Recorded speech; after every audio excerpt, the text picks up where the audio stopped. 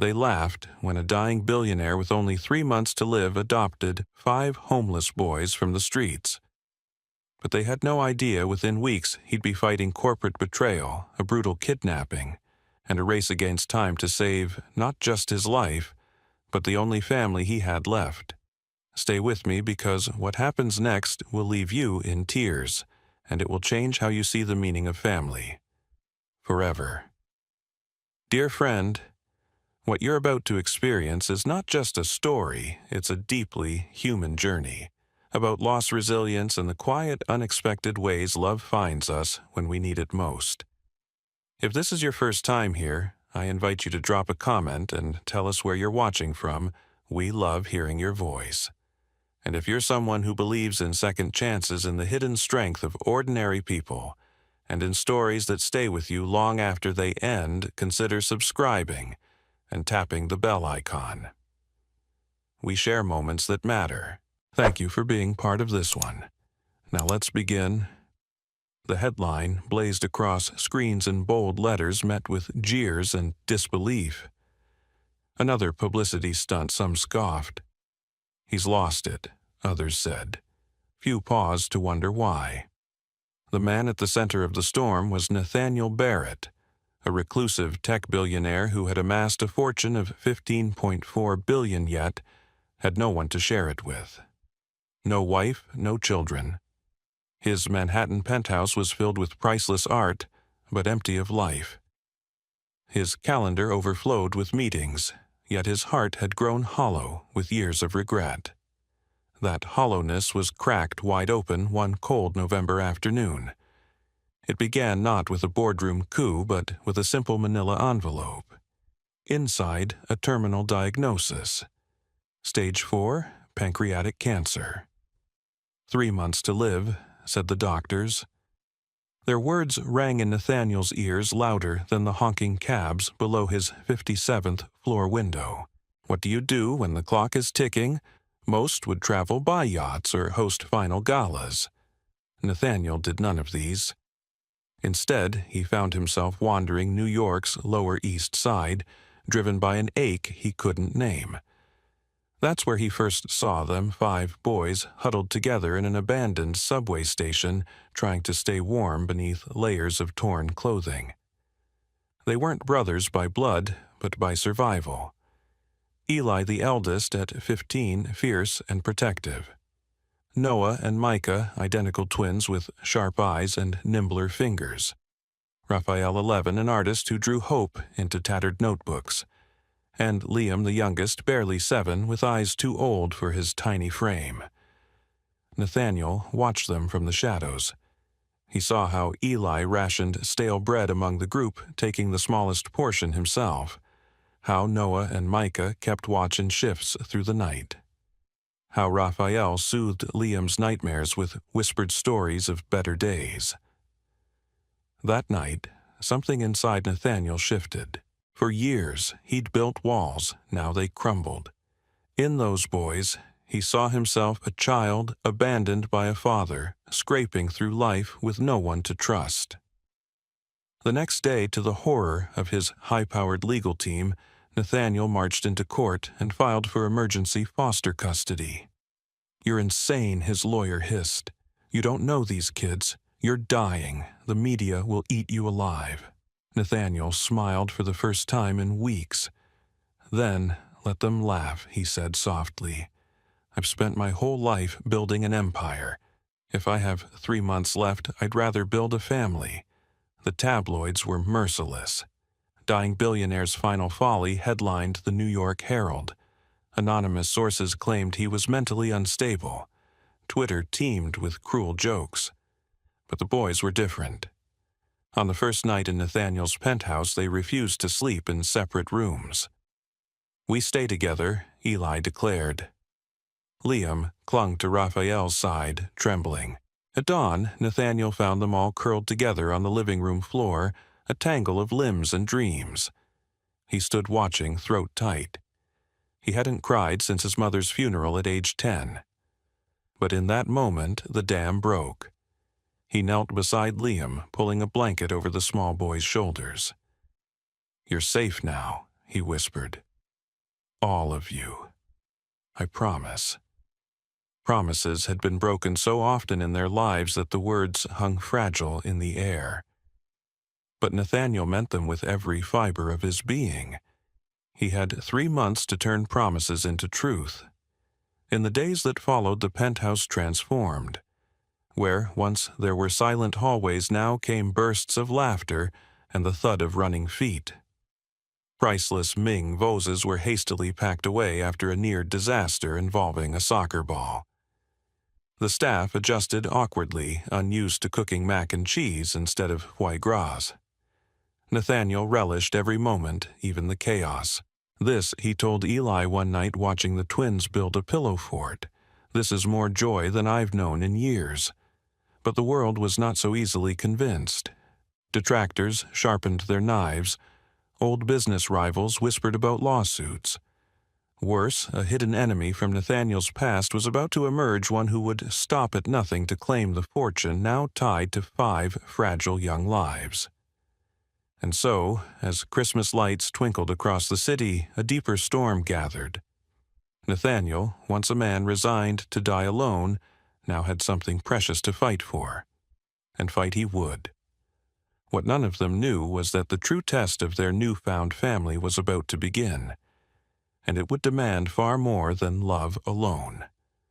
When news broke that Nathaniel Barrett had officially adopted 5 street boys, Eli, Noah, Micah, Raphael, and Liam, the world reacted with cruel skepticism. A dying man's vanity project pundits jeered on late-night television. "Another billionaire trying to buy a legacy," quipped one magazine editor. Even some within his own boardroom whispered about contesting his fitness to serve as CEO and worse as a father.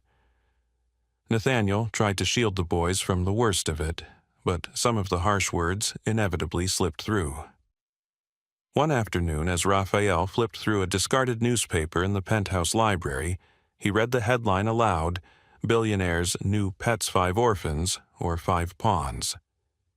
He looked up at Nathaniel, confusion clouding his dark eyes. "Are we your pets, Mr. Barrett?" The rawness in his voice caught Nathaniel off guard. Kneeling, he met Raphael's gaze squarely.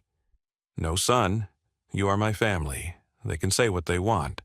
But here," he pressed a gentle hand over the boy's chest, "here we know the truth." Still, the outside world's judgment seeped in. When Nathaniel tried to enroll the boys in one of Manhattan's top private schools, the board politely declined. "We're concerned about media attention. The boys may not adjust well to our academic standards." It was a thinly veiled rejection born of snobbery. Nathaniel fought back with resolve. He hired the best tutors money could buy, but more importantly, ones with heart. Soon the penthouse was filled with the scent of sharpened pencils, the rustle of books, and bursts of newfound curiosity. One crisp morning, Nathaniel stood outside the library door and listened unseen. Eli was coaching Liam through simple reading exercises, his voice patient. "Sound it out, buddy. You can do this." Liam's small voice wavered, then brightened as he read the word hope. Nathaniel's breath caught. A single word spoken by a boy who had once known only hunger and fear. It was in that moment he understood that hope, more than wealth or status, was the greatest gift he could give them. The boys, meanwhile, struggled with a different kind of hope, the fragile, unfamiliar kind that made their new life seem too good to trust. One evening, after a particularly difficult tutoring session, Noah snapped. "Why are we doing this? None of it will last. He's gonna die and we'll be back on the streets." His voice cracked under the weight of old wounds. Nathaniel, overhearing, didn't confront him right away. Instead, he waited until bedtime, then sat quietly beside Noah's bunk. "You're right to be afraid," he said softly. "I can't promise how long I'll be here. But I can promise this: while I'm here every day, you will be loved, protected, and taught to believe in yourselves. And if something happens to me, I've made sure you'll never be alone again." He handed Noah a sealed letter.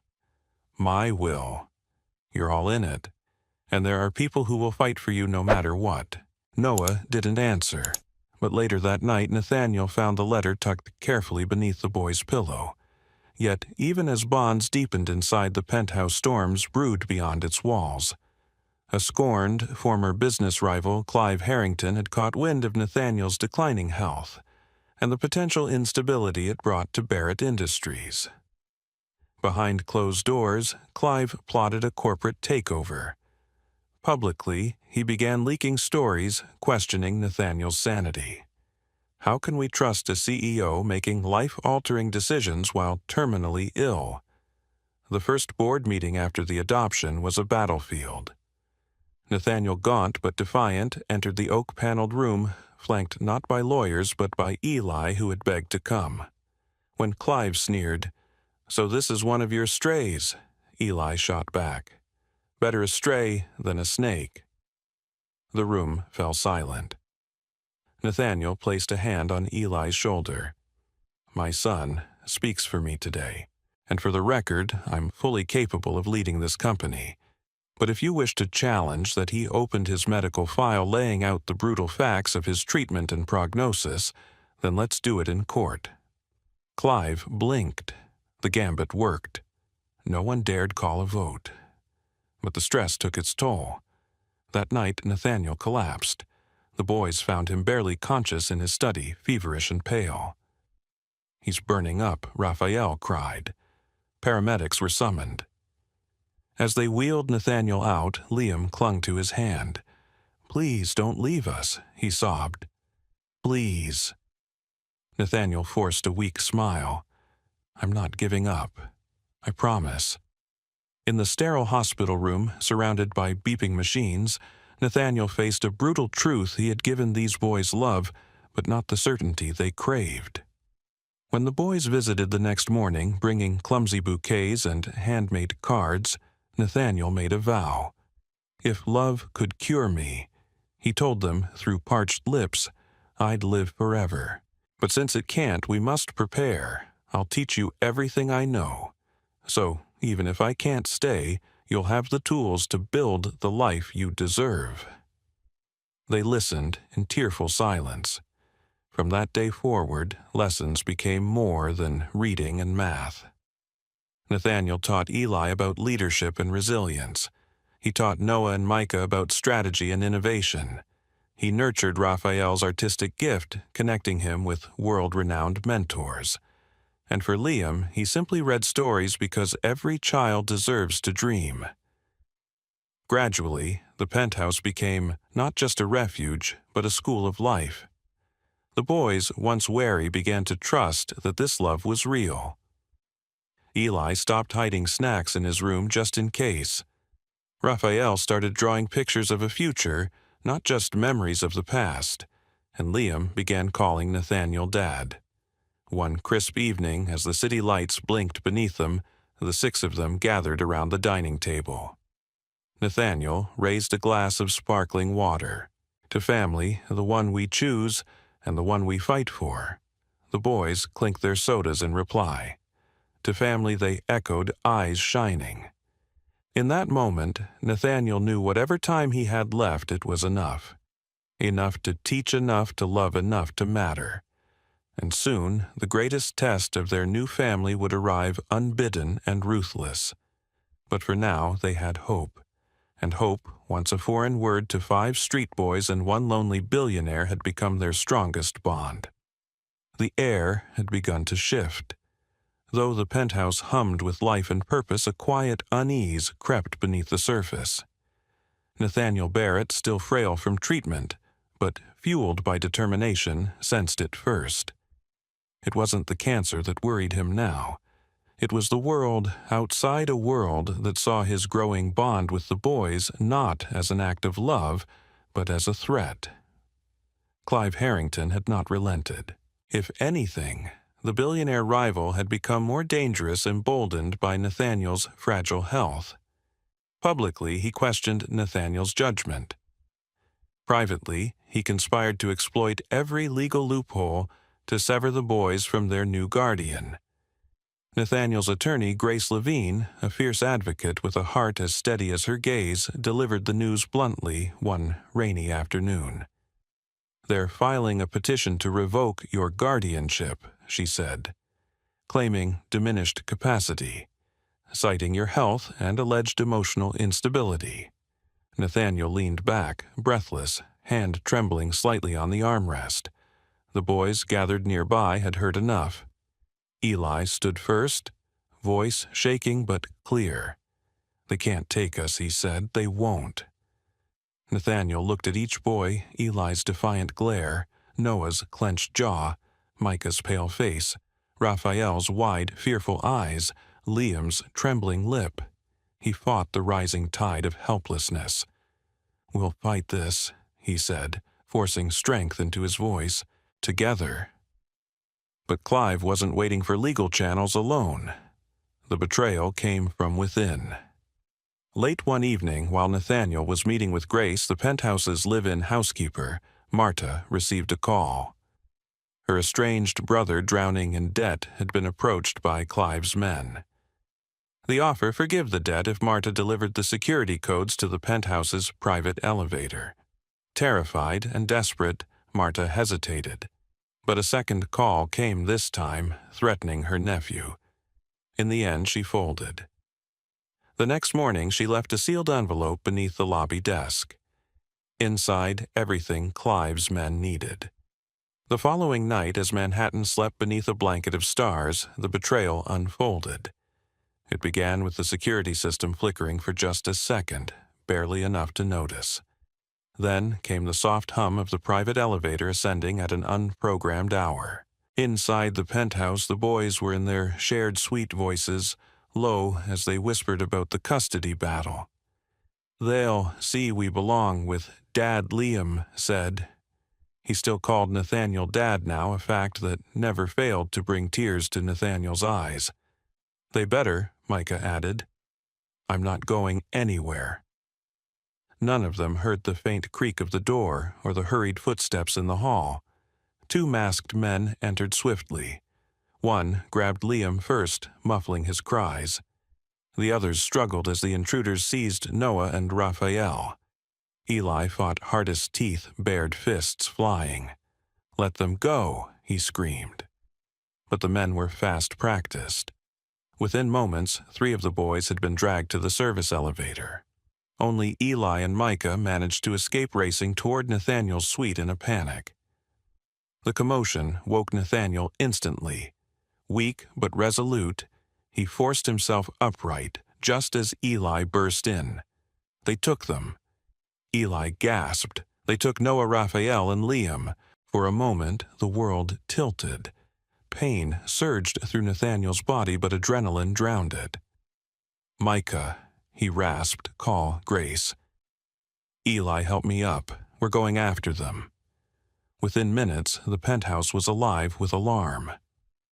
Grace contacted the police, who arrived quickly, but Nathaniel didn't wait. With Eli and Micah beside him, he ordered the driver to head for the private docks, Clive's known haunt. It was a desperate move, but Nathaniel trusted his instincts. He had taught the boys to observe, to think ahead. In that moment, he remembered something Raphael had mentioned: a shipment Clive was moving through the docks that very week. As they reached the waterfront, the night air bit cold. Nathaniel's breath came in shallow bursts, but his eyes burned with fierce purpose. They found the warehouse. Quiet.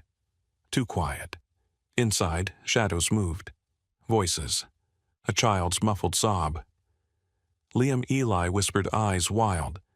Nathaniel nodded. "Stay behind me," he ordered. Drawing on reserves he didn't know he had, he entered the building. What followed unfolded like a fevered dream. Nathaniel confronted the kidnappers with a voice that cut through the darkness. "Take me instead," he demanded. "Let them go." The men hesitated. Then Clive appeared, smug, cruel. "Ah, Nathaniel," he drawled, "here to surrender. You're too late. The adoption will be overturned soon enough. I'm just ensuring your pets remember who's in charge." Nathaniel's fury surged. "You think this is power," he spat. using fear, using children. You'll answer for this." Even as he spoke, police sirens wailed in the distance. Grace had traced them here. Clive paled. In the chaos that followed, the kidnappers fled, but not before one shoved Liam to the ground. Nathaniel reached him first, gathering the sobbing child into his arms.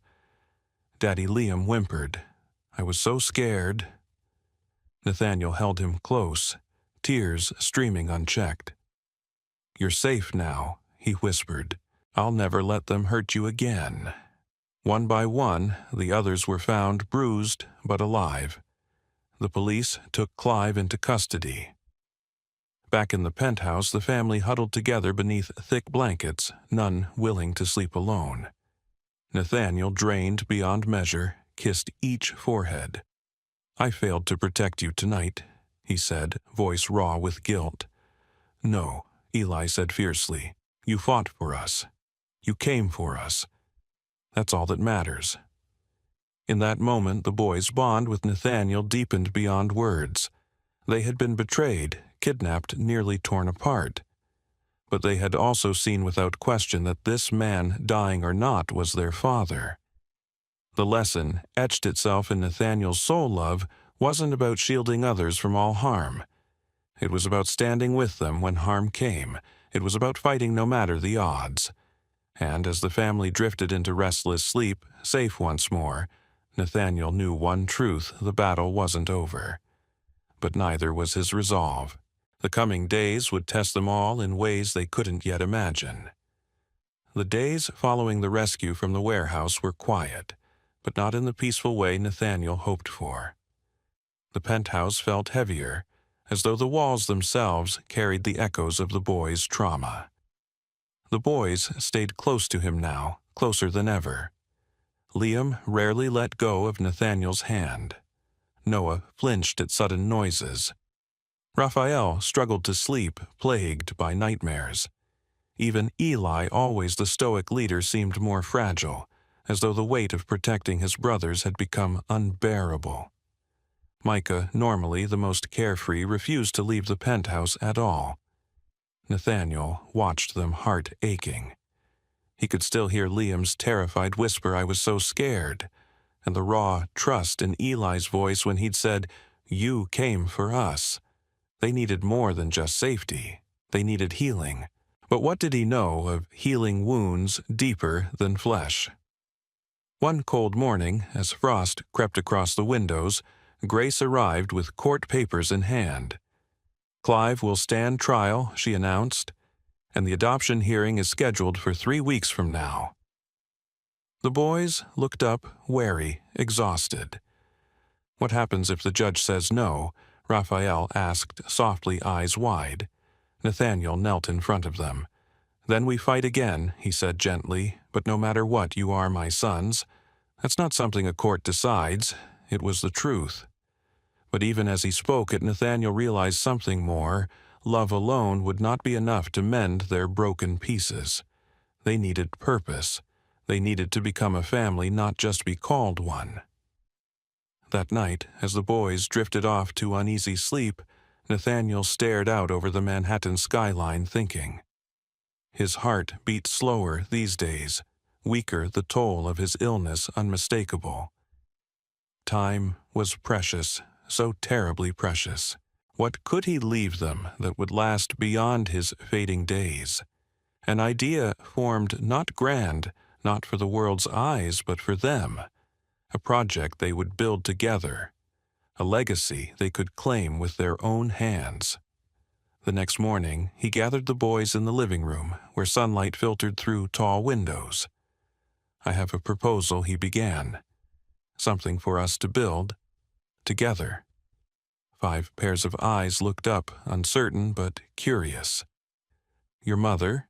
He paused, throat tightening. "My late wife, Sophie Barrett, believed in giving back. In helping children who had no one. We started a foundation, but after she passed, I let it fade."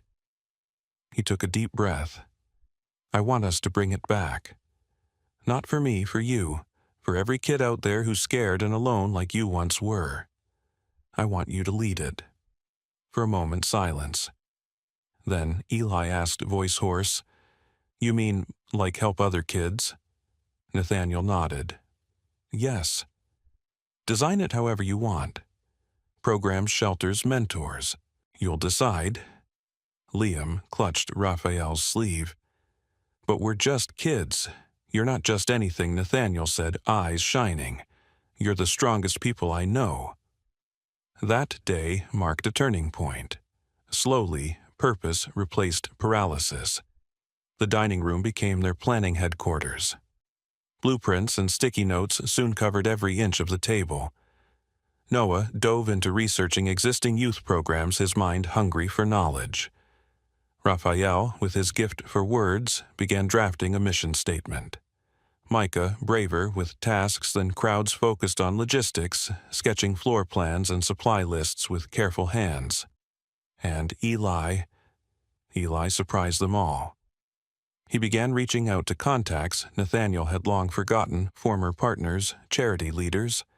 His voice on the phone was calm, commanding beyond his years. Nathaniel watched them work, tears often blurring his vision. They weren't healing from the kidnapping alone. They were transforming. The fear in their eyes began to fade, replaced by a spark he hadn't seen since they first came into his life. One afternoon, as snow drifted past the windows, Liam tugged Nathaniel aside. "Dad," he whispered shyly, "can I help too?" Nathaniel lifted him onto his lap, voice warm. "You already are, just by being here." "No," Liam said earnestly. "I want to do something real." So they gave him the task of designing the foundation's logo. With crayons and bright markers, Liam drew 5 figures holding hands beneath a starry sky. At the top, he wrote in big, uneven letters, "Family First Foundation." When he proudly presented it, the room fell silent. Then Eli knelt beside him, voice thick. "That's perfect, buddy." Nathaniel couldn't speak. The sight of those words, drawn by the smallest among them, cracked his heart wide open. The next days unfolded like a miracle. Donations poured in as news of their story spread, first small, then large. Anonymous gifts, handwritten letters. A wealthy donor offered an empty brownstone to serve as the foundation's first safe house. For the boys, it was more than a project. It was a way to reclaim their story. Noah spoke about it one night over dinner. "We're not the kids who got taken anymore," he said quietly. "We're the ones helping now." The others nodded. Even Liam chimed in. "We're like superheroes." But amid the growing hope, reality remained. Nathaniel's health worsened. Some days he could only watch from the sidelines, voice faint, skin pale. Yet he refused to show fear. One evening, after a long strategy session, Micah lingered in Nathaniel's study. "Dad," he asked hesitantly, Are you going to be here when the foundation opens?" Nathaniel swallowed hard. "I hope so, son. I'm trying." Micah's eyes filled. "I don't want to do it without you." Nathaniel drew him close. "Listen to me, Micah. Whether I'm standing beside you or watching from somewhere else, you can do it. All of you can. You've already proven it." Micah wept in his arms, and Nathaniel wept too. Because loving them meant knowing he might not be there for every step, but that they had to walk forward anyway. 2 weeks later, they held the foundation's first open house. The brownstone was humble, but bright walls painted in cheerful colors, rooms filled with soft beds and shelves of books. At the ribbon cutting, Nathaniel stood with his sons before a crowd of supporters. His body trembled from exhaustion, but his voice carried strong. "This is what healing looks like," he told them. "A family forged in fire, choosing to bring light instead of more darkness." The crowd cheered, cameras flashed, but Nathaniel only saw the 5 boys beside him, his sons, his heart. Afterward, in the quiet of the empty building, Eli hugged him fiercely. "You made this happen, Dad," he said. "No," Nathaniel whispered. "We did, and though the road ahead remained uncertain, One thing was clear. In building this foundation, they had built themselves. A family not broken but whole. As Nathaniel gazed at their faces glowing with hope, he knew they were ready for whatever came next. The morning dawned cold and crisp with a rare hush settling over New York City. Snow dusted the streets in soft layers, muffling the usual city noise. Inside the brownstone that now housed the Family First Foundation, the air buzzed with a different kind of energy. It was the one-year anniversary of the foundation's opening, and word had spread far beyond what any of them had dreamed. Today wasn't just an event, it was the event. Media crews from across the country had gathered, eager to cover the remarkable story of a dying billionaire and 5 boys from the streets who had turned tragedy into hope. But in the upstairs bedroom of the penthouse, a quieter scene unfolded. Nathaniel sat propped against pillows, pale and frail, his breath shallow. The cancer, once slowed, had surged back with brutal force. The doctors had given him weeks, maybe days. He had known this day would come, but knowing did not soften its blow. The boys moved through the room with quiet reverence. Liam clutched a well-worn stuffed lion. Raphael held a folder of prepared remarks, though his hands trembled. Noah sat by Nathaniel's side, holding his hand gently. Micah adjusted the soft knit blanket across Nathaniel's legs, a task that had become routine. And Eli, strong-composed Eli, stood nearest the window, his shoulders set with quiet determination. Nathaniel gathered his strength.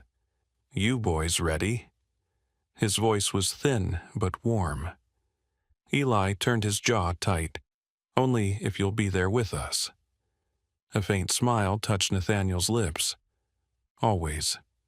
In here." He pressed a trembling hand to his heart. They all leaned in as if drawn by gravity. It was Raphael who broke first, tears spilling as he whispered, "I don't want to say goodbye." Nathaniel cupped his cheek gently. "No goodbyes, just see you later." The moment stretched tender and aching as though the world itself was holding its breath. Later that morning, the foundation's atrium overflowed with guests, supporters, city leaders, families whose lives had been touched by the work of 5 remarkable young men. The marble plaque dedicating the building gleamed beneath a banner that read, "Legacy of Love." At the appointed hour, the boys took the stage together. No adults spoke for them. This was their moment. Eli stepped forward, first voice steady, though his eyes glistened. "A year ago, we were 5 kids without a future. Then someone saw us not as problems to be fixed, but as people worth loving." He glanced toward the second-floor window where Nathaniel's silhouette could be faintly seen. The room grew, still the weight of the moment palpable. Noah continued. "He taught us that being a family isn't about blood, it's about who shows up, who stays when things get hard." Micah spoke next, voice small but clear. "And that helping others helps heal yourself." Raphael, hands still trembling, read from his prepared notes, though his tears blurred the words. "Our foundation has given shelter to over 200 kids this year.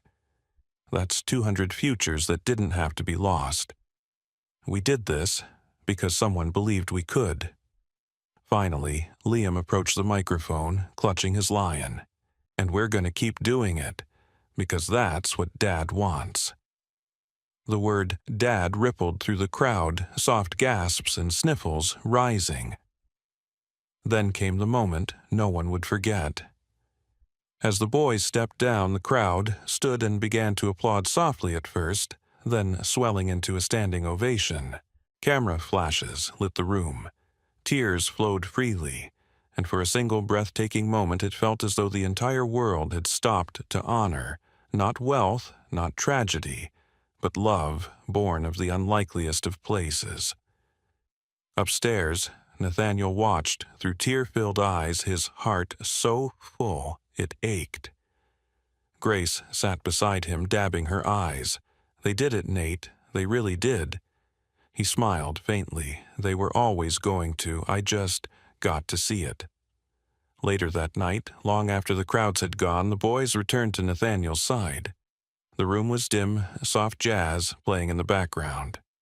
"I'm proud of you," Nathaniel whispered, voice barely audible now. "So proud."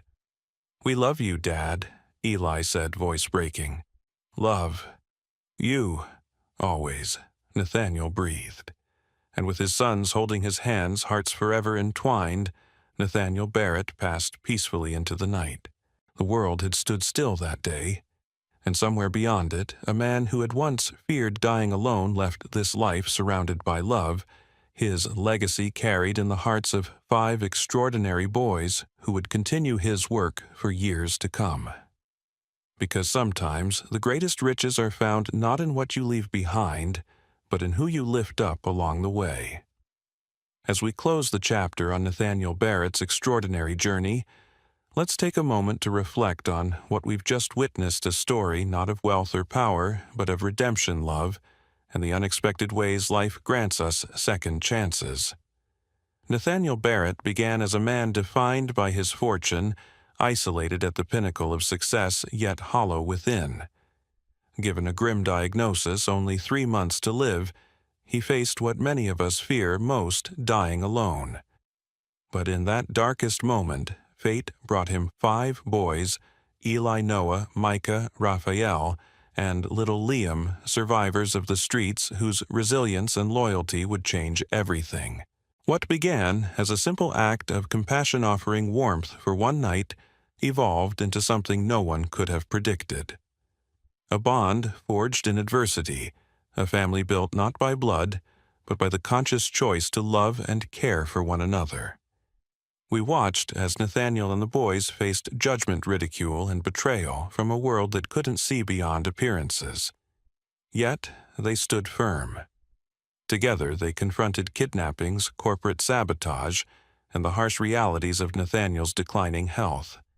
And in those trials they transformed. The boys became leaders, advocates, and innovators.